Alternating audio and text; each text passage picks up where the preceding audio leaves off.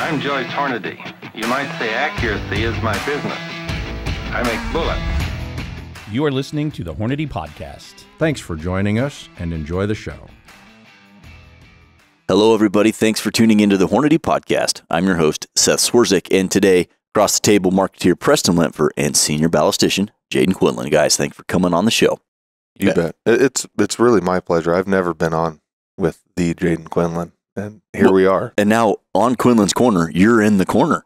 Yeah, what a privilege. What a privilege. Jayden, thanks for letting him sit in the corner. This just underscores all the accusations that I never approved of.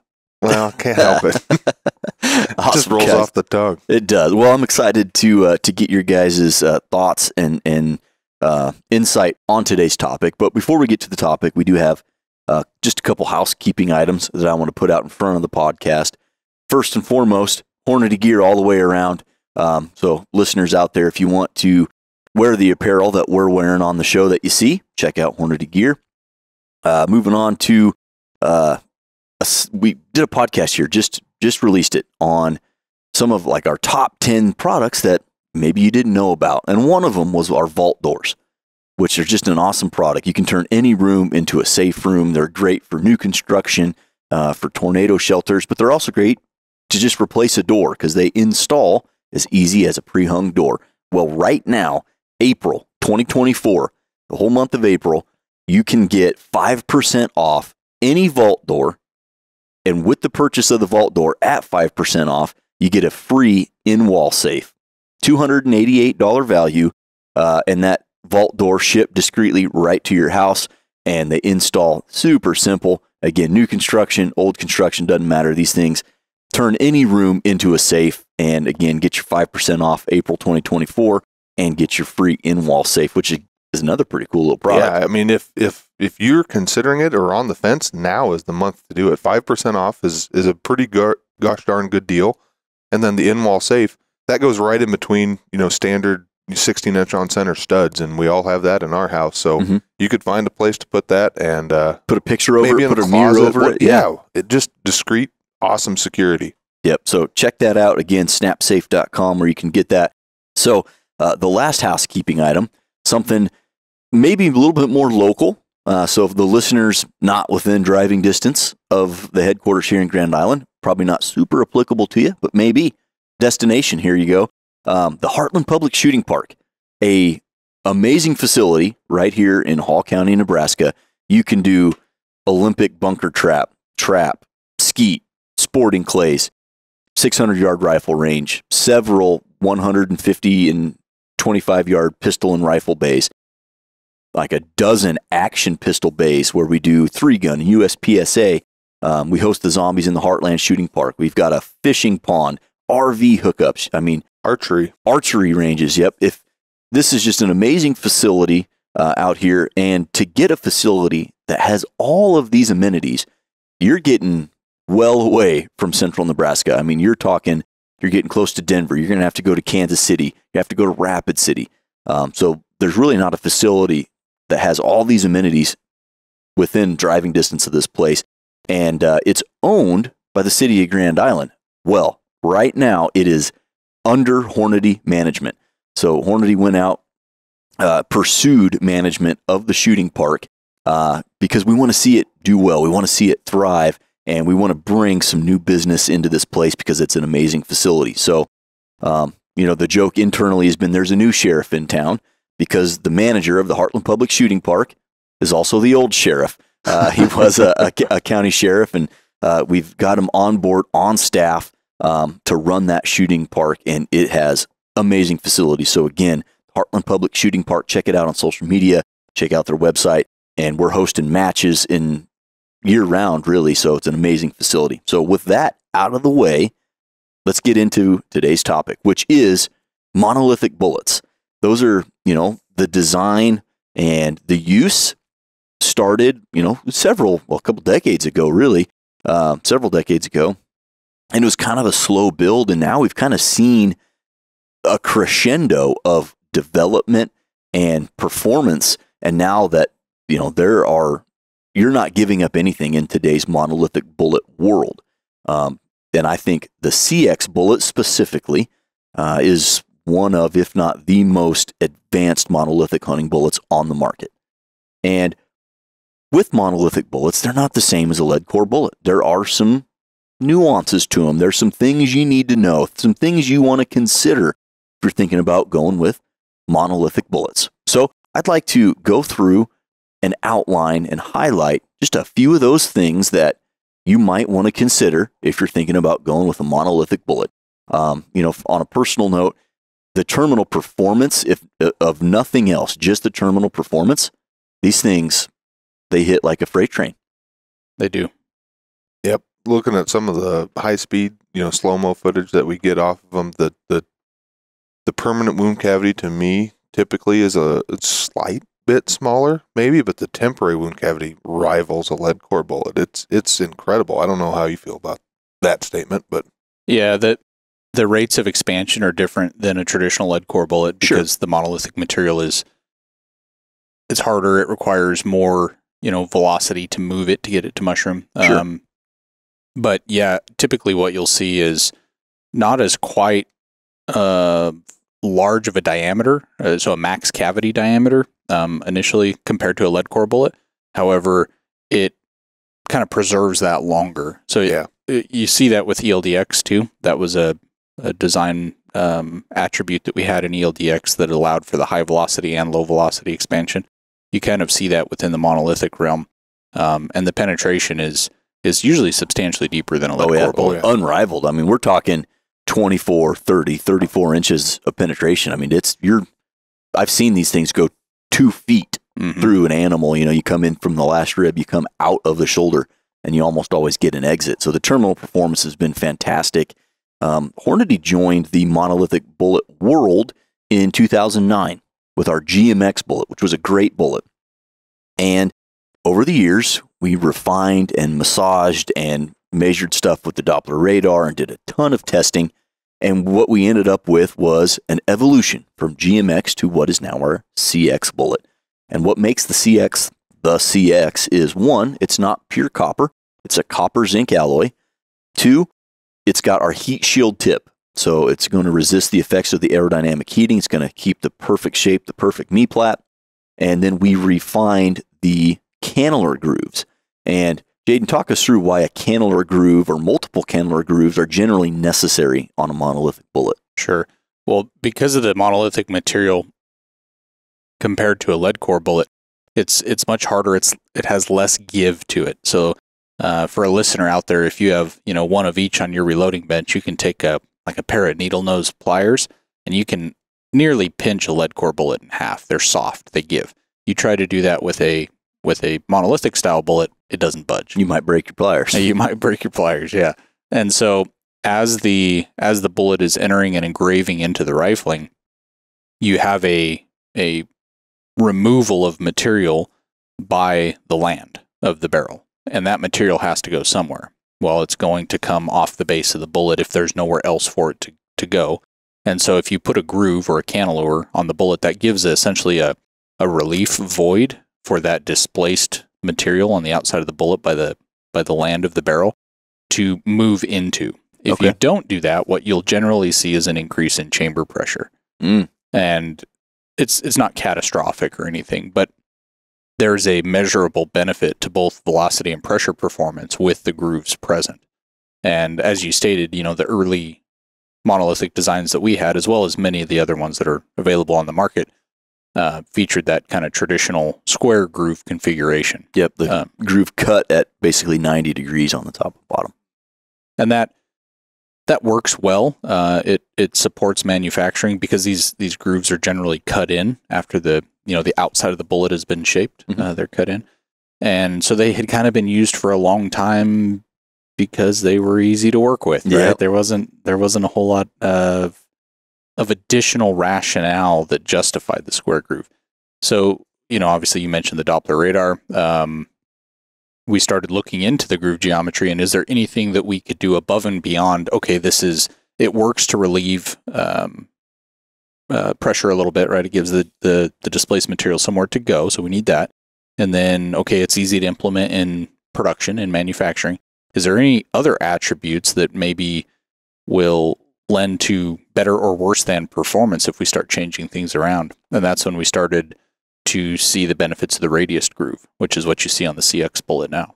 Yep. So anytime you put a groove on a bullet, it's going to negatively impact the drag. Mm-hmm. But by changing the geometry, we were able to impact it just a little bit less. That's right. Yeah. Generally, when you put a groove on a bullet and it's flying supersonic, you have a shock wave that will form off of those grooves. And we have found that with that radius groove, it seems to reduce the magnitude of that shock wave that forms. It lowers the drag is the net result from it. Okay. So you can still get the same benefit you had at relieving pressure, that relief groove for the material to move into, but you didn't negatively or adversely affect the drag as much. Perfect. Going from a square to a radius. That helps in two ways then, because one, you're reducing drag by 5 to 12% across Depending the on the board, bullet. depending on the bullet.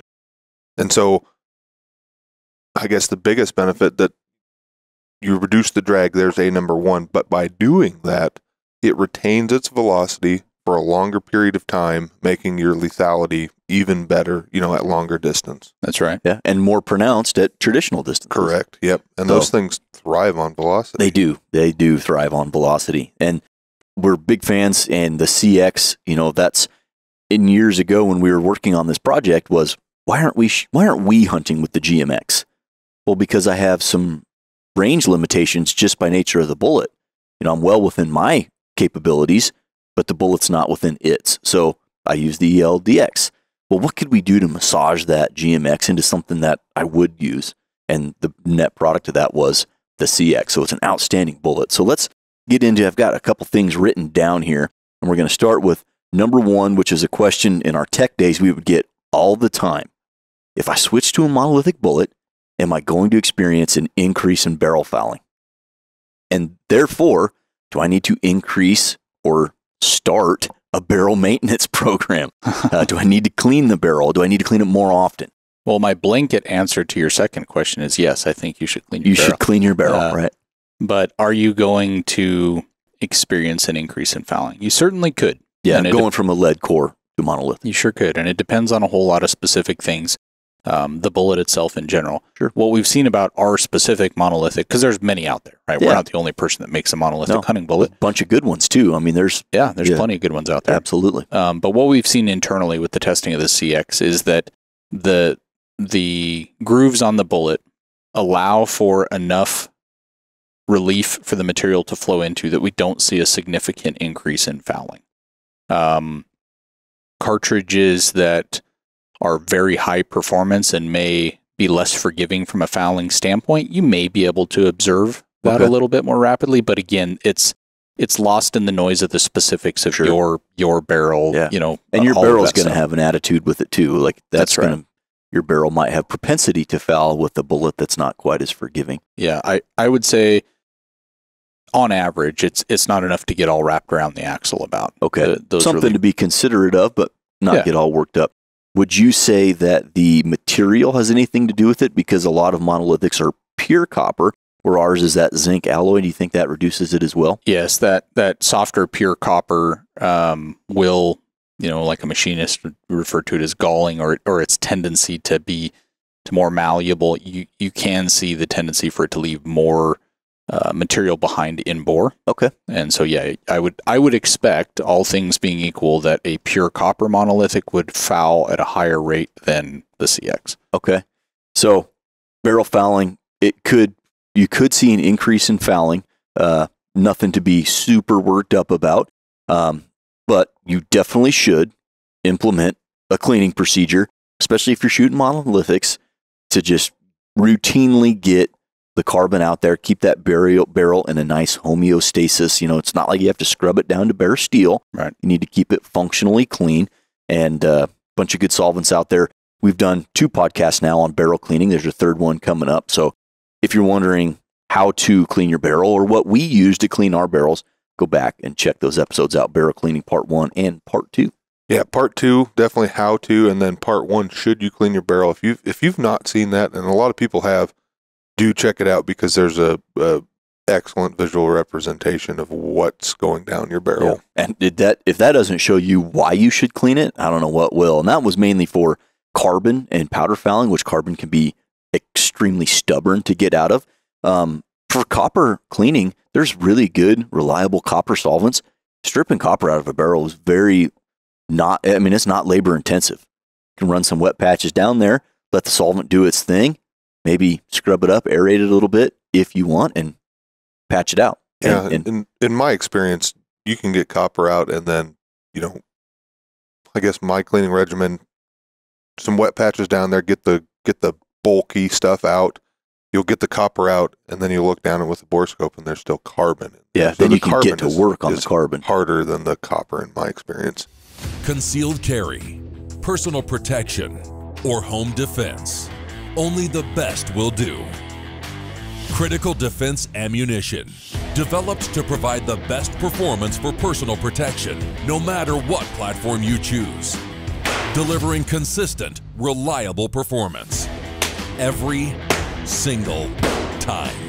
When lives are on the line, only the best will do.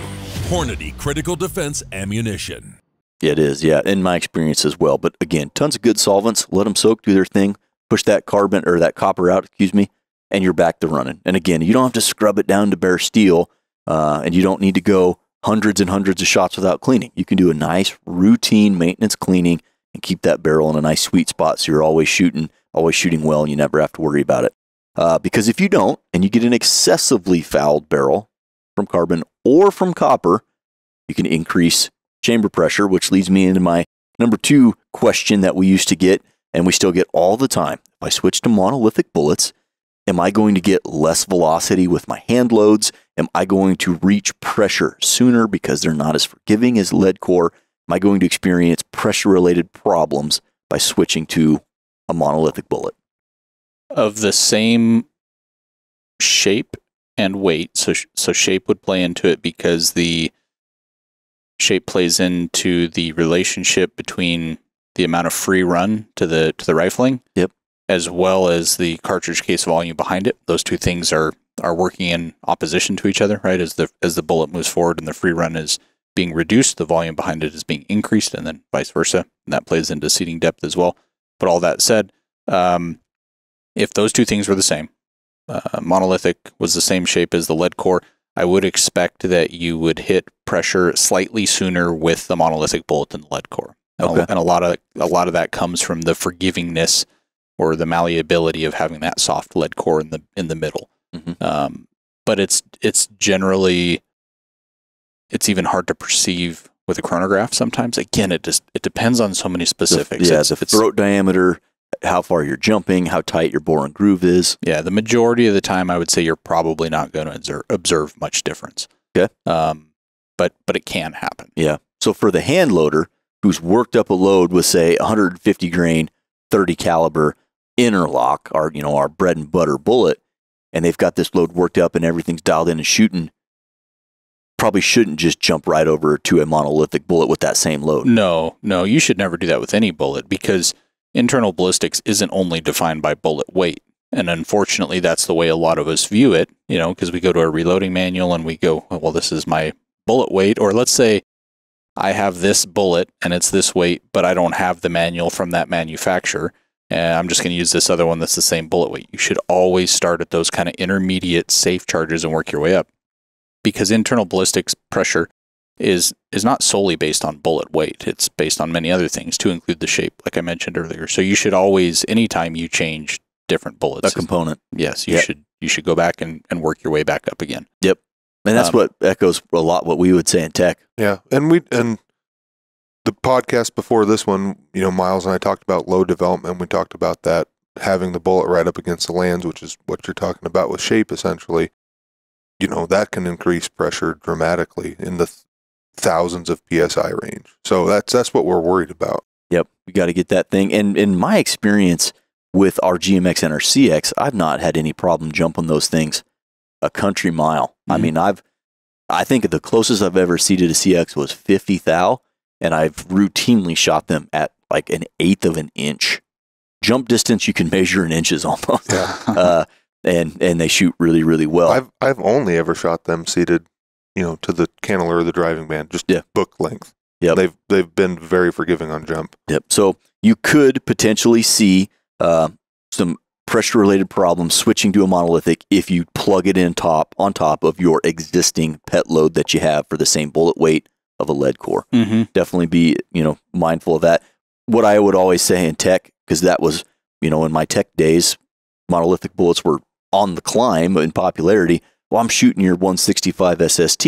I'll just drop in the GMX at the time, and it was like I would always recommend you back off 8 to 10% from your existing load and work back up. And if you have a chronograph, you can use that as best you can to make sure you're in a a safe window. Yeah. Another thing a listener can do is go look at like a product catalog. So ours, if you look at an ammunition line that has both CX bullets in it and traditional cup and core bullets, like say the Super Performance line or some of the custom lines, you can go compare the same grain weight bullets in monolithic versus lead core and look at the velocities that we list. They're not the same. Right. Generally, within the same ammunition type, the monolithic bullet, or the CX in our case, will have a slightly lower muzzle velocity because you're reaching max pressure sooner. Yep.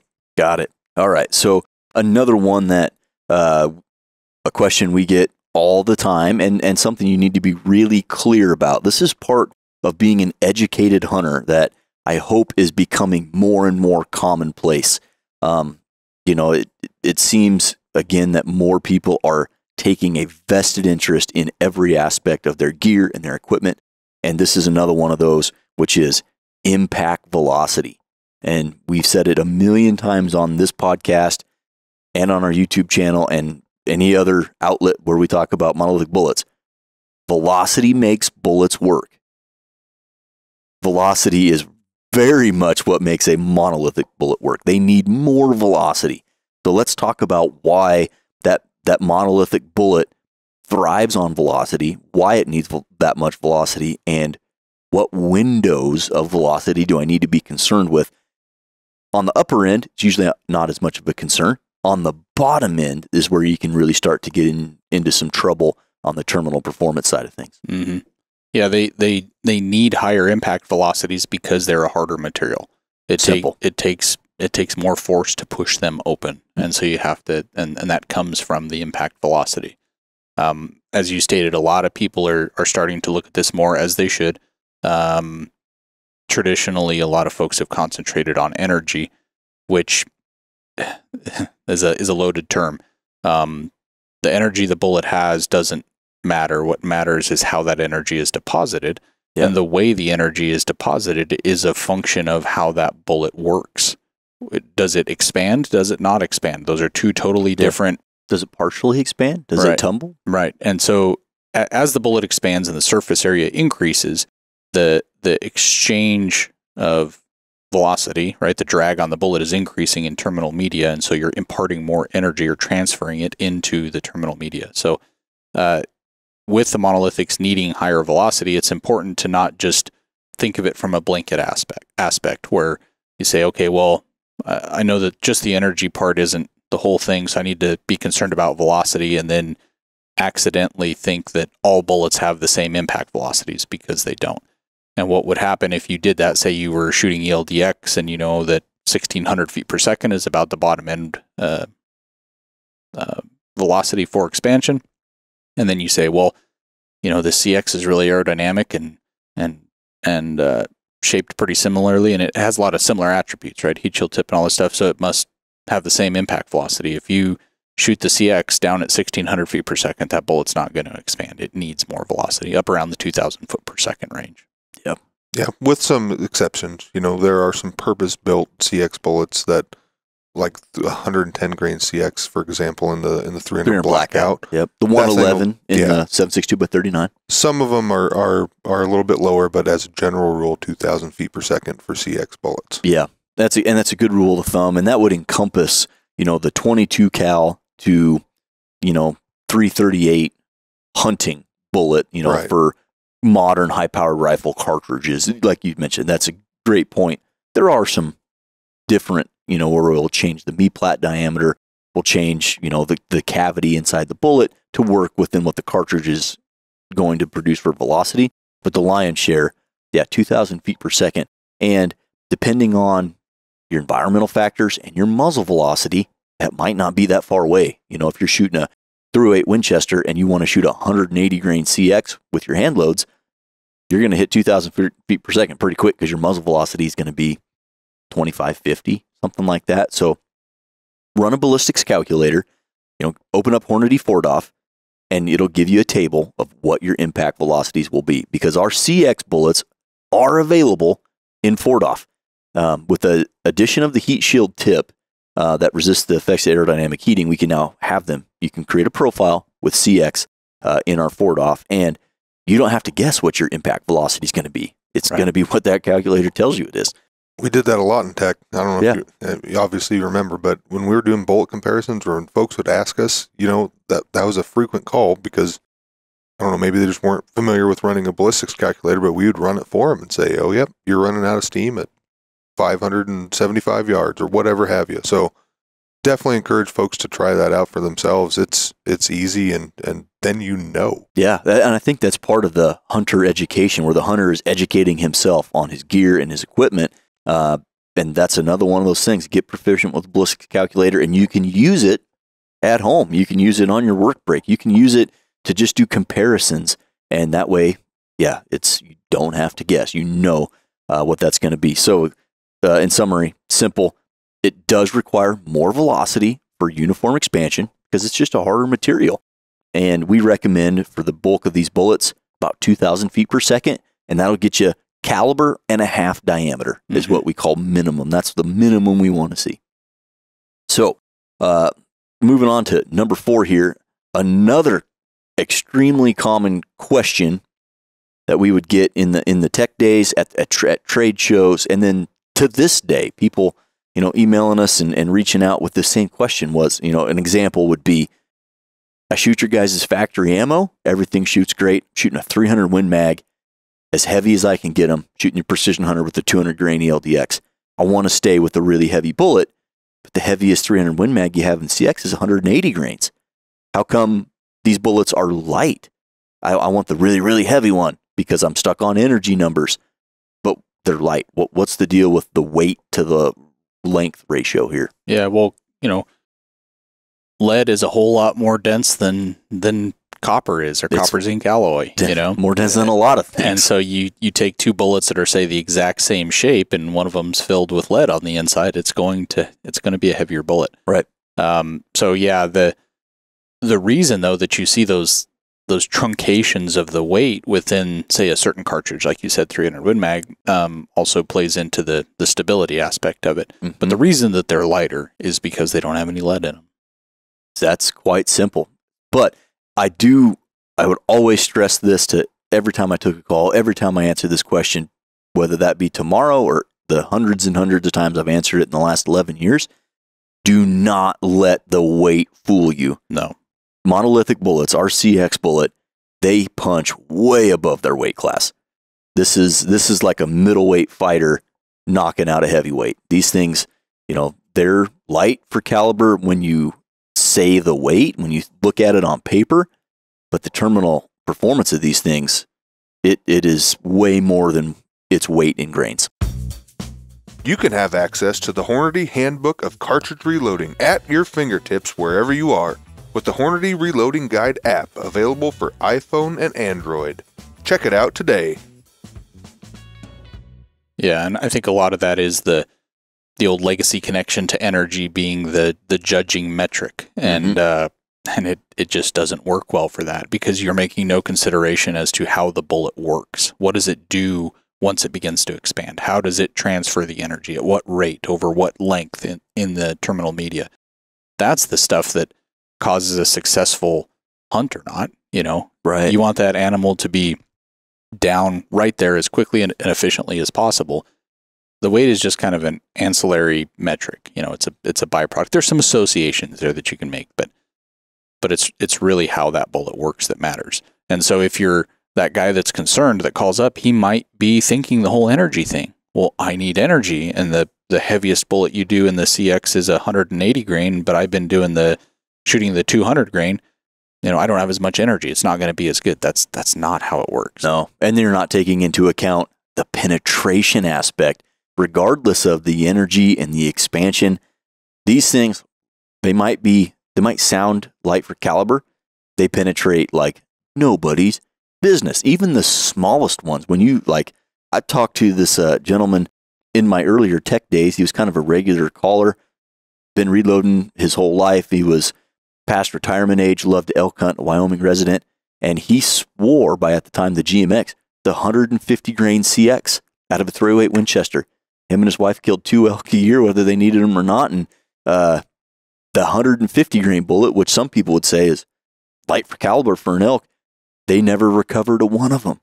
And it was that enhanced penetration that you get with these high weight retention bullets.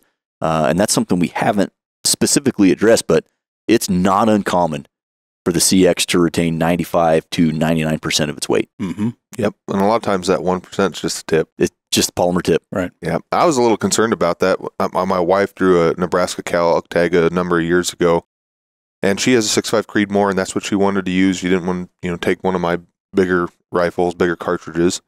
So at the time, go over to engineering, and turns out it was 130 grain CX at the time. They were still called GMXs. So I loaded a bunch of those up. R&D bullet. Yeah, it was an R&D bullet. R&D testing here. So I loaded a bunch of those up with Reloader 16, fairly, probably at the top of pressure, and it shot really, really well. We went out and practiced with her out to 500 yards, and they shot a tiny little group. Ended up shooting her cow elk at 220 yards exactly on the button. I was like, well, we'll probably catch that as fast as this thing is going. Nope. Right through a cow elk on by, turned around, laid down dead. I mean, it was incredible out of a 6.5 Creedmoor. Yep, you can do a lot with a little when it comes to monolithic bullets, and that's a key. Don't get hung up on the weight to length, or don't get hung up on historical weight metrics. Like, if I'm shooting a big 30 cal, I got to have a 200 grain bullet. Or if I'm shooting, name the bullet, it's not the same anymore because of the new technology. Yeah, an extreme case would be, let's say, a 300 PRC factory 212 grain ELDX and Precision Hunter. And let's say that we plugged a 165 grain CX in there, 30 cal 165. Big weight difference, big sectional density difference, because a lot of people, there was a lot of information, kind of tied to the relationship between sectional density and penetration depth, right? Well, those two bullets out of that 300 PRC are probably going to penetrate to about the same depth. Wow. So that disproves that one, bullet weight comparison thing, and two, the sectional density part, because the sectional density of the 165 CX is substantially lower than the 212 ELDX. Yep. So how is it that two bullets that weigh totally different and have totally different sectional densities can end up at the same penetration depth? It's because of the bullet design and the way they expand. Right on. So, the last thing I want to bring up is kind of related to this weight to length ratio. And you mentioned it at the beginning of your explanation briefly. But what I want to bring up is twist rates. That's something that as if you're getting a custom gun built and you're looking at your availability of bullets and ammo, twist rate might be something you want to be considerate of.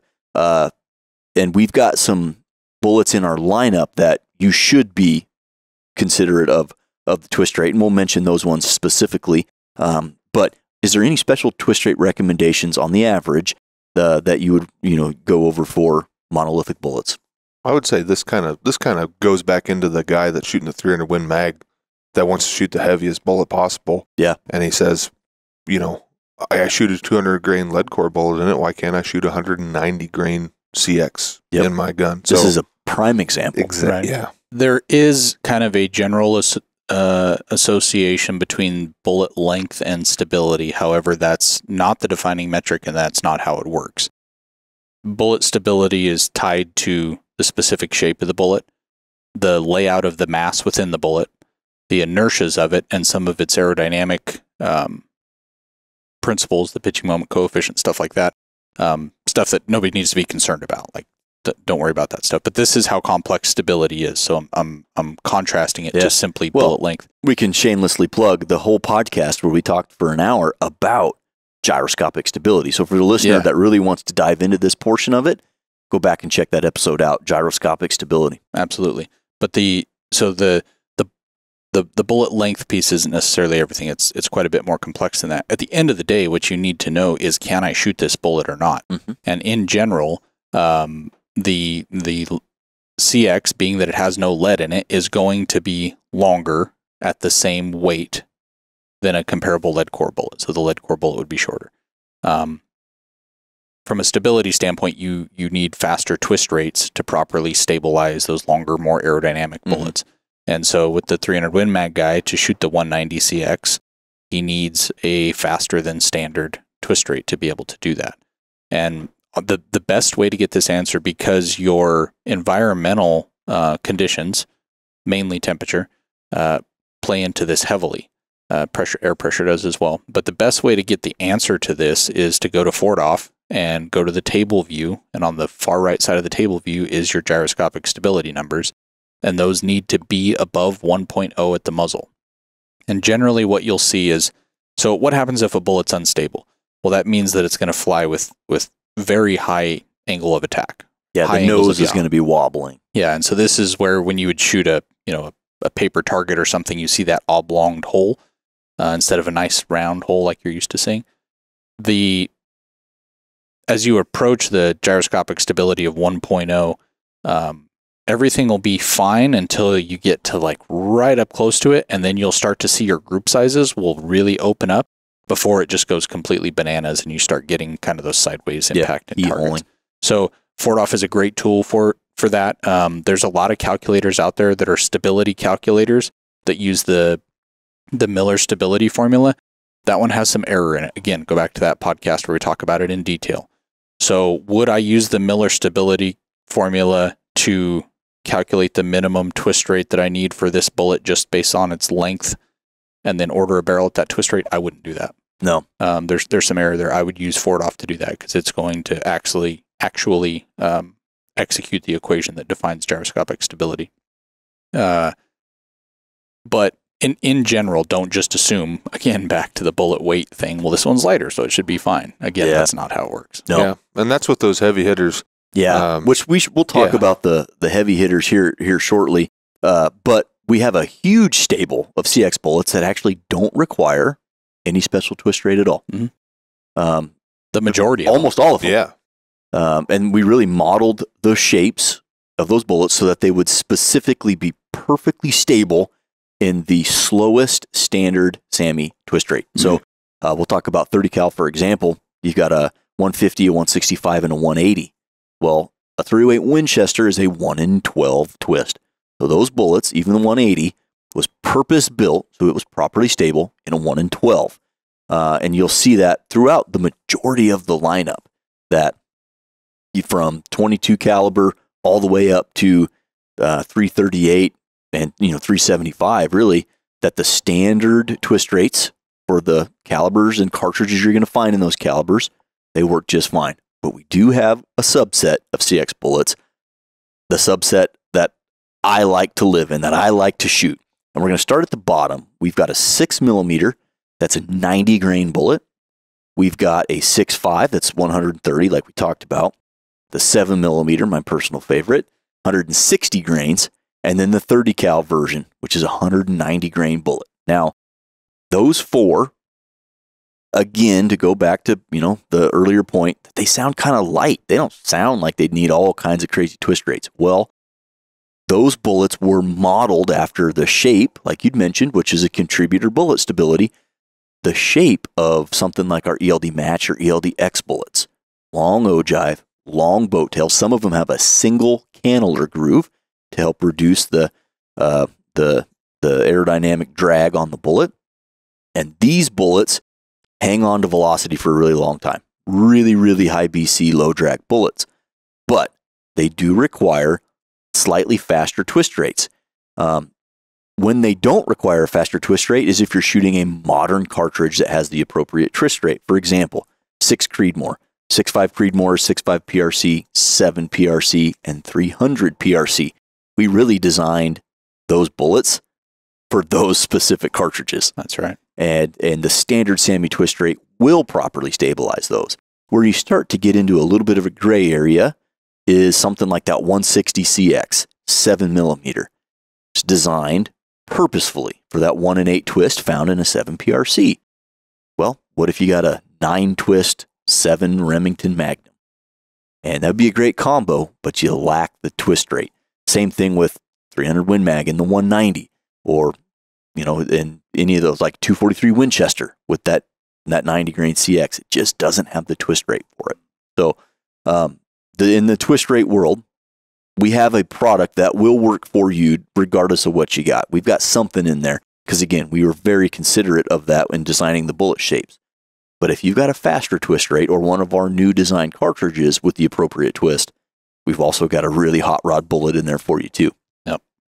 And those 4 heavy hitters that we talked about, the 90, the 130, the 160, and the 190, they leave very little, if anything, to be desired. I mean, you want accuracy? Great, they're accurate. You want to hit like a freight train when you get there? Great, they do that. You want to have aerodynamics that buck the wind really good and hold on to velocity? Great, they do that too. So for people trying to go out into the field and be prepared for anything, any shot opportunity, and know that they're going to have a bullet to do the job, those CX bullet offerings are going to be hard to pass up. Hornady Security Mobilus Safes. Discover the ultimate solution for safeguarding your valuable equipment with Hornady Security Mobilus Safes. Offering an innovative modular design, Mobilus Safes can be easily transported and assembled piece by piece in any room. Featuring a full square lock interior organizing system that maximizes storage space with countless storage configurations. Elevate your security with Mobilus Safes from Hornady Security. Absolutely. Yeah, I know a lot of guys that go, into hunting in areas where brown bear, grizzly bear are present, or they're actually hunting brown bear, grizzly bear. 300 PRC in that 190 is like a go-to. It seems like it is, just in case one comes up on me. It's right there in your hand, and you're going to get that 30 to 36 inches of penetration out of it. That's a great example. Where I'm not hunting grizzly bear, I'm hunting mountain mule deer or mountain whitetail, blacktail, black bear, elk, whatever, and an ELDX is a great bullet option for those. But if you're hunting, Montana comes to mind, northwestern Wyoming, that might be a consideration too. Pack the CX instead, just in case. And then here recently, Peterson's Hunting on YouTube put out an outstanding video of some of my friends and our friends where they went up to Alaska, up in the Arctic, and shot Arctic grizzly bears, 300 PRC, 190 grain CX bullets, and it was bad medicine. They went 3 for 3 in less than a week on some stellar brown bears. So check that out on YouTube for the listeners. A great video and a real testament to how those monolithic bullets, although 190 grain bullet, no, I'm going to shoot the 220. It's a lighter bullet by weight for traditional standards, but man, I'll tell you what, those bears really hits above its weight class. It does, yeah. Yeah, they didn't like it. Not for long anyway. Yeah, right. So is there anything else you guys would like to talk about in the monolithic bullet world, or any closing statements about, CX bullets as a whole? I would say all of us for the most part grew up shooting lead core bullets our whole lives. And for me, it was hard to get away from them, but I've used the CX on several animals, and man, have I not been disappointed. If you've ever considered it or just wanted to know, do these shoot in my rifle? Are these a good option? Try a box of them out. I don't think you'll be disappointed. They're pretty incredible. Coming from a guy that shot lead core for years. Yeah. Another thing that some folks, there's always the argument of do you want to have the bullet exit so that you have an entrance hole and an exit hole, and the ability to help with tracking if that's necessary. Better blood trail, or 2 holes in is better than just one. There's all these different arguments that are made. The CX is generally, say on just a broadside shot on an applicable animal, it's generally going to come out the backside. So if you're one of those hunters that wants that sort of performance, that's a great way to get it. Yeah. But it also I've had hunting situations where I always play it out in my mind where the animal's perfectly broadside and there's no wind and I'm perfectly stable and it's the one, and it never works out that way. And except for last year. Last year it worked out. last year, yeah. But it was, yeah. But a few years before that, I had to take a frontal shot on a bull elk. And having a non-standard angle to take an animal at is fairly common sometimes. And having a little more penetration just kind of helps with getting into those vitals regardless of what that shot circumstance is. And the CX offers a big advantage there. Awesome. Yeah. I can't believe we didn't talk about that till the end. That's a big one. Yep. Well, and I've used this anecdote before, but I'll say it again. I was in Africa with one of my good friends last summer, and we were shooting nearly identical rifles, both 7 PRCs, both 20-inch barrels. And I was shooting Precision Hunter with the ELDX, and he was shooting Outfitter with the CX. And I killed 7 or 8 different species. He was a little more selective, and I think he shot 5 or 6 animals, big plains game animals, and we never lost an animal. There was never any rodeos, nothing got Western. And even though everything went perfect for me and my ELDX, being with him on every one of those hunts and seeing the performance of the CX, if I get to go back to Africa and hunt plains game, I'm taking the CX. Because there were several instances where it was, a blue wildebeest, for example. Okay, we've been tracking them and they're giving us the slip, and then we get back on them, and then there's the one in there that we're after, and we get this shot and everything's kind of scrambles. We get set up and it's a quartering 2 shot, and I'm shooting 175 ELDXs, 220 yards, let's say. PH says, okay, can you see his front shoulder? Yes. Okay, put a bullet in it. And it's time, warm him up right now. And it was in the back of my mind, like, that's a big animal. I mean, I wouldn't hesitate to take that shot in the US or something, but like, this is an expensive deal. Is this the right, shot opportunity? And it crushed him and it did well. But when my buddy got those same shot opportunities, no question, send it. And so, on an adventure style hunt like that, or any hunt, where you're after, like, say, an elk, you might get that quartering 2 shot or that frontal shot or that quartering away shot.